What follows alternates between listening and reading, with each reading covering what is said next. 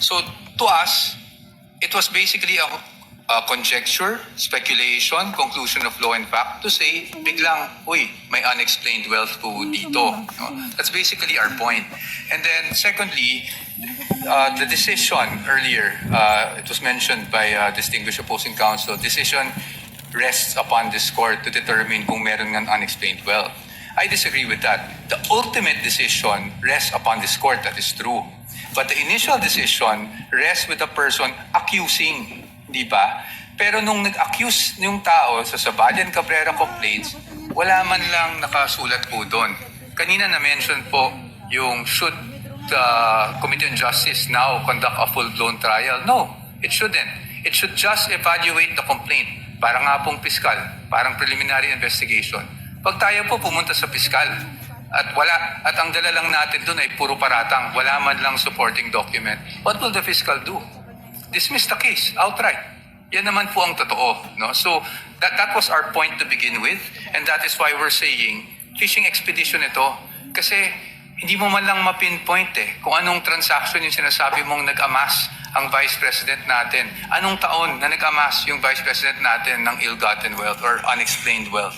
At dahil doon, ngayon, we're asking for records spanning 20 years, both, BIR records, bank records, AMLAC records, which they already have, actually, from the Committee on Justice. Pero, hindi natin mapinpoint alin ba talaga dito. We cannot specify kung ano yung act, ano yung omission na ginawa niya na nakapag-amass siya ng unexplained wealth. Talking about both parties talking about the fiscal or prosecutor, actually binago na rin ngayon. Probable cause with reasonable certainty mako-convict.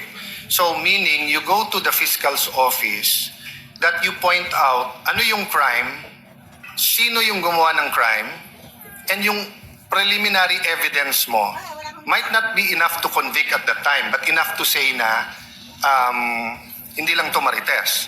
So if I go to the fiscal's office or ombudsman saying this senator has 150 million in SALN, 10 years ago it was 50 million, therefore it's ill-gotten wealth, and then wala pa akong ibang dala except yung magkano sweldo dito, I doubt the fiscal will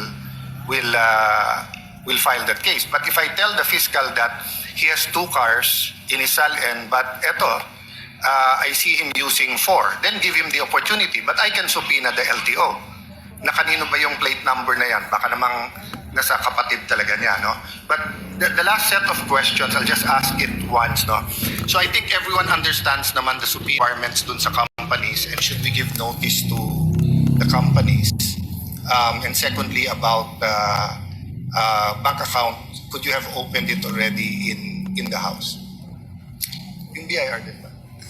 Counsel for the panel of prosecutors may respond. Thereafter, counsel for respondents. Thank you, Your Honor. And you would like to thank Counsel, thank you very Senator much. Judge Thank you. Allen for his interjections. If Your Honor, please, the doctrine of piercing the corporate veil applies when we are determining liability of the company or corporation involved. In this particular case, that doctrine has no application at all. We are asking for those records to be produced so that we can determine the extent of participation of the Vice President, as she herself had admitted those business interests in her SALNs. Kaya po namin hinihingi po yun. Kasi tingin po namin ay wala pong aplikasyon ang piercing the corporate veil. Second, as far as opening the box is concerned, while it is true that under Republic Act 1405, there's no qualification that impeachment trial lang po ang pwede. As I understand it, it was the better judgment of the committee out of sheer discretion and prudence not to, because at that time we were already being bombarded with petitions left and right seeking to restrain our proceedings, and we felt that it would be more prudent to bring the matter to this honorable court. The first point, Your Honors, on piercing of the corporate veil, para sa amin, pwede lang naman under jurisprudence mag-pierce ng corporate veil.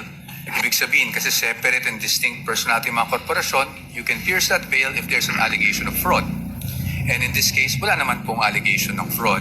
Pangalawa, kung totoo po na talagang ang hinahanap lang po ng kinakagalang-galang na prosecution ay tungkol dun sa divestment issue, then they will not need the tax records, the bank records, or even the AMLAC records of these companies because all they need would be the GIS.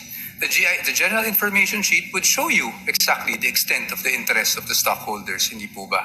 Pangalawa, pagdating naman po dun sa what's our position, pagdating sa bank secrecy and the exception on cases of impeachment.